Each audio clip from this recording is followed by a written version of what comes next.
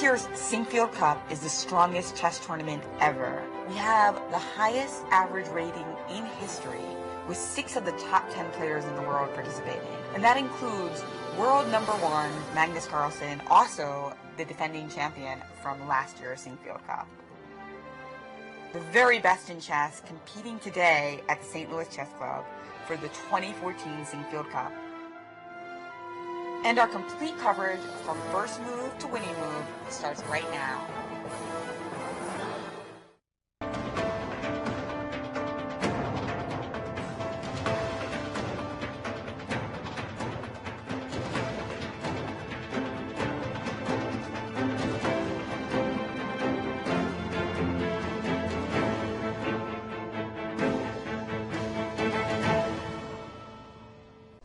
Here is the schedule for the upcoming Sinquefield Cup 2014. Autograph session starting on the 26th of August. Last round, September 6th on Saturday, and if needed, a playoff on Sunday, September 7th, and a press conference and closing ceremony. It's going to be a great, great tournament. Here is the prize fund for Sinquefield Cup 2014. 6-player tournament. Great, great, great prize money. Total of $315,000 US, $100,000 for first place. And you can see the remaining prizes. Even last place was $20,000. This is really great for the United States, and it's really unheard of for the US. So I take my hat off to the Chess Club and Scholastic Center in St. Louis and Rex Sinquefield for having this great tournament. Hi folks, John Cordisco here. Here's some of the bios for the upcoming Sinquefield Cup 2014. It's going to start tomorrow, August 27th. It is the highest average rated tournament in the history of chess. 2,802 is the average rating of the players. Amazing. We're going to go through a little bit of the players, the bio here. Magnus Carlsen, of course, as everyone knows, number 1 in the world champion. I'll scroll through this a little bit. If you want to stop the video and read a little bit about Magnus. There we go with Magnus. Number 2 in the world, 11 Aronian from Armenia. Some stats and a bio on 11. Another player over 2,800. A little bit of information on 11 here. Of course, you can stop the video to read it. Fabiano Caruana, Italian-American, age 22, rated 2801. He broke the 2800 barrier. I believe he's number 3 in the world now. Say a little bit here about Fabiano, another great player. Stop the video here if you want to read it. A little bit more about Fabiano. And here's my buddy, Carl Nakamura from the United States. I believe a Carl now is number 6 in the world, I think. I'm not sure. He goes back and forth between 4 and 7. 2787.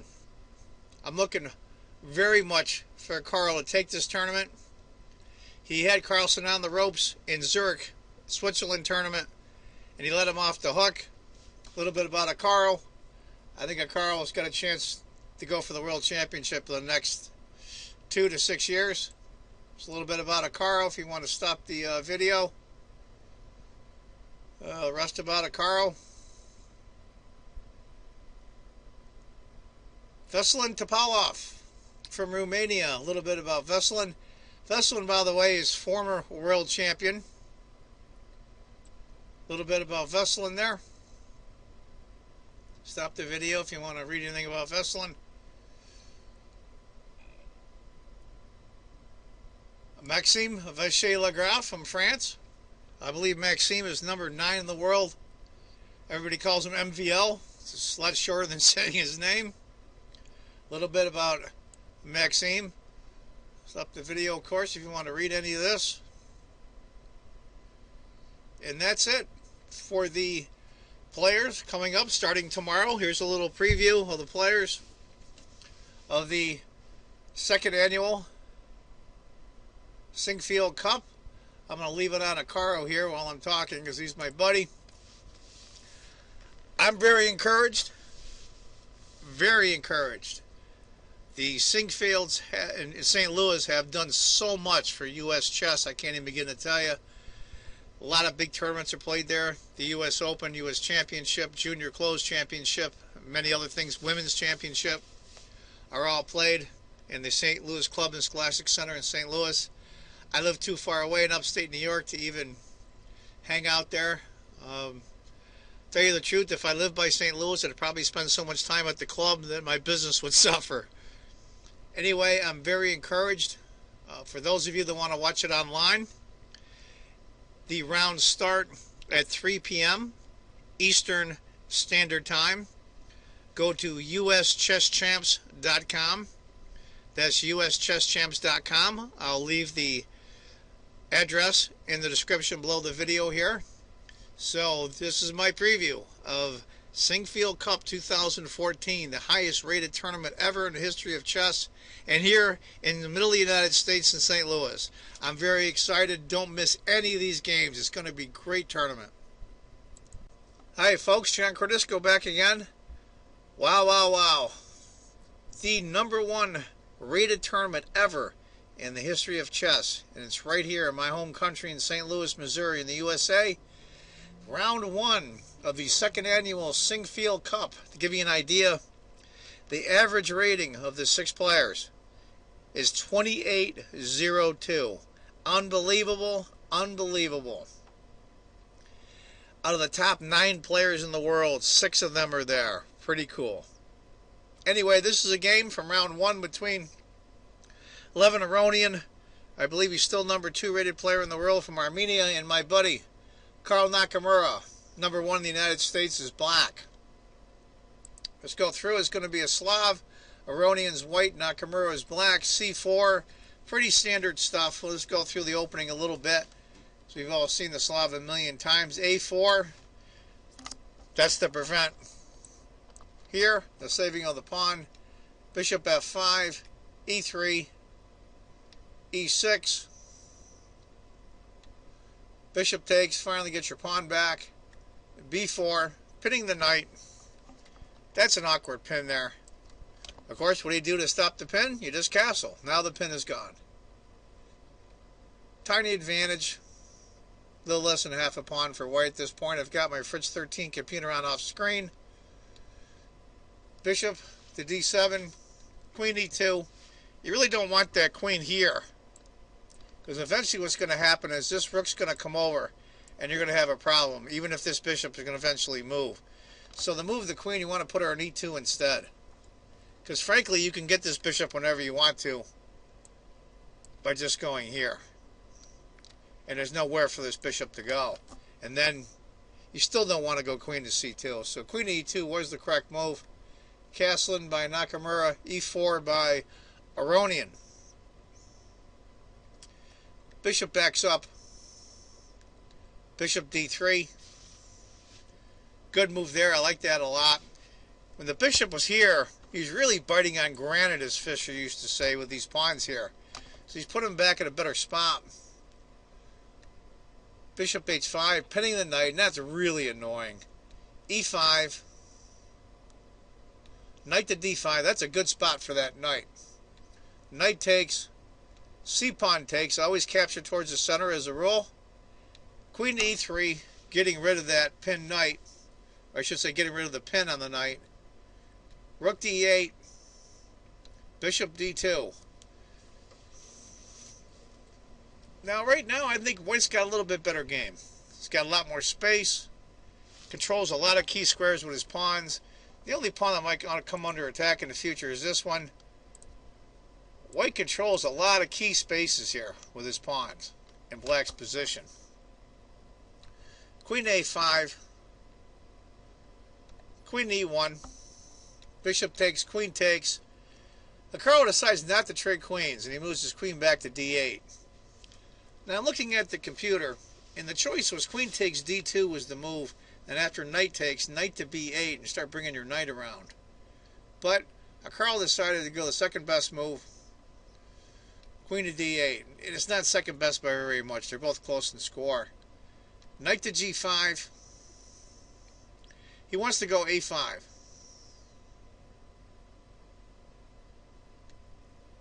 Bishop. Bishop takes. F-pawn takes.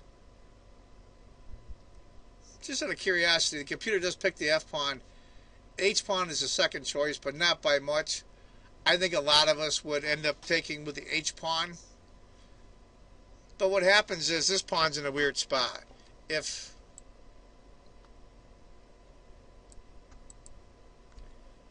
H takes, this pawn is very backwards in a weird spot. So F took, F4. This will solidify those pawns up there. Rook to C8. It's been about the same advantage for white for the last 10 moves or so. We're on move 20. And that's about 2/3, 3/4 of a pawn advantage. It's a small advantage. Rook A to C1. Moves the queen. A5, hitting the queen. Queen A6. Queen to B4. Now I'm a little jumpy on the queen on A6. She doesn't have many places to go, to be honest with you, to escape. We're going to have to see how that works out for Carl. Computer suggested instead of queen to B4 for white, G4, and then knight F8. And that's a key pawn right here. This backward pawn is going to be a problem. Now he did take with the F pawn to cause that, but it was actually a lesser of two evils to take with the H pawn. After queen to B4, H6, kicking the knight. Knight comes back. B6. Queen. That's a good spot for that queen. Knight to F8. A takes, A takes. Queen goes back to B4. It's still 2/3 of a pawn advantage for white. Not much has changed. It's a little easier to play white here, but I think this is pretty much an even game so far. And for Carl, he's an exciting player, likes to mix things up. But this is round one. He has the black pieces against Levin Aronian of all people. He's not playing docile or defensive, but I think he's just playing solid. Queen to D3. Queen.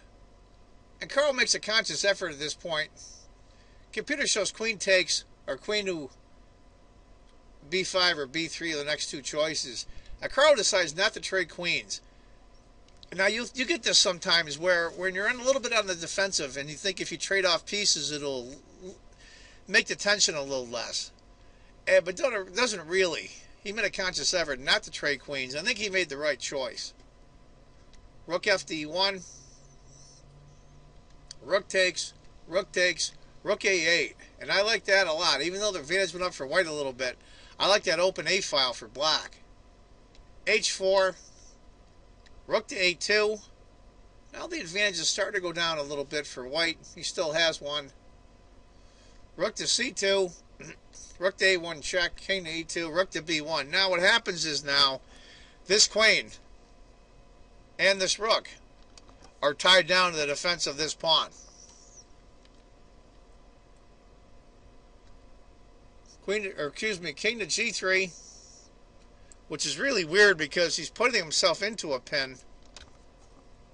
King to H7, Rook C8.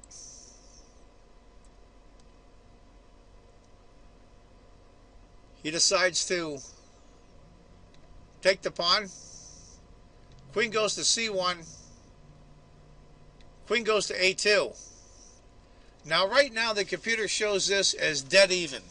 After queen to H1, 0.00. Now, to give you an idea, if instead he played rook takes after check, king, queen F2, it's mate in 5 on the computer. Rook to H1, king takes, queen checks, king, knight to G5 check, takes, queen. He has to give everything up, and it's mate. So obviously that wasn't the way to go. After queen to H1, the Carl goes queen to A3, protecting the knight on F8. He's got everything covered. This knight's covering this pawn's covering this pawn, this rook's covering this pawn. This queen's got a pin against the rook. Carl's in good shape here, and the computer bears that out, 0.00. Queen to c1, queen to a2, take the pin off. Twofold repetition. Again, if rook takes f8, we go through the scenario where white gets mated. Queen to a3, queen to c1, and this is where they called it a draw and move 40. I think that was a good game. It wasn't incredibly complicated, but I think it was easy to mess up. That black knight on f8 ended up just doing defensive duty, but he did his job. So here we have first game from round 1 of the second annual Sinquefield Cup from St. Louis, Missouri, the highest rated chess tournament in the history of chess. I hope you enjoyed it. My buddy Carl got a solid draw against Aronian, who's super GM. The other 2 games are still going on, and I'll have to try to get you those. But anyway, that's my buddy Carl, and that's a great draw for him. And I want you all to remember, if you think chess is just a game, you're not playing it right. Take care, folks. Bye-bye.